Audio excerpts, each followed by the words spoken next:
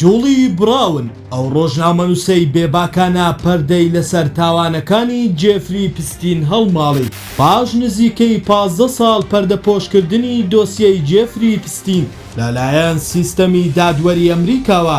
ئەو بێدەنگیە لە ساڵی 2010 بەدەستی ڕۆژنامەنووسێک شکێنرا.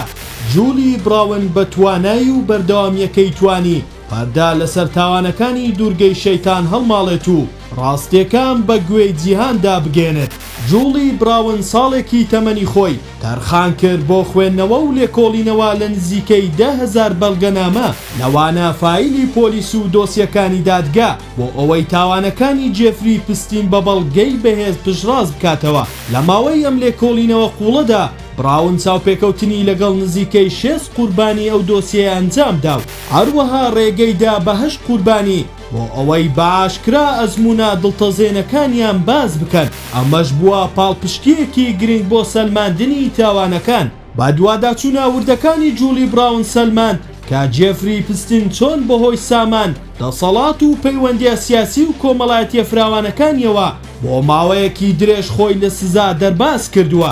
هەروەها ئەم لێکۆڵینەوەیە لاوازی سیستەمی دادوەری ئەمریکای لە بەرامبەر دۆسیەیەکی وا گەورەدا ڕوون کردەوە و ڕایگشتی بەلادان لە دادپەروەری ئاگادار کرد. هەوڵ و بەردەوامیەکانی براون بوونە هۆی دەستگیرکردنی جێفری پستین لە ساڵی 2019 لە کاتێکدا کە سەرباری تاوانە گەورەکانی بە ئازادی دەژیا. لە هەمان کاتدا داوای پاراستنی مافەکانی منداڵ و قوربانیەکانیشی لە چوارچێوەی سیستەمی دادوەری ئەمریکادا بەرز کردەوە. ئەم بە دوواداچوونە ڕۆژنامەوانیە جگە لە هەڵماڵینی پەردا لەسەر یەکێک لە مشتومڕاویترین دۆسیەکانی سەدا پرسیارێکی گەورەی لەسەر مۆڕاڵی سیاسی دەسەڵات و ڕۆڵی گەورەی سەرمایەدارانی جیهانیش دروست کرد. جوڵی براون سەرباری هەموو هەڕەشە و فشارەکان پاشەکشەی نەکرد و بە هەوڵی خۆی کۆتایی بەو بێدەنگیە هێنا کە میدیا و دەسەڵاتی دادوەری هەڵیان بژاردبوو و پەردەی لەسەر یەکێک لە گرنگترین تاوانەکانی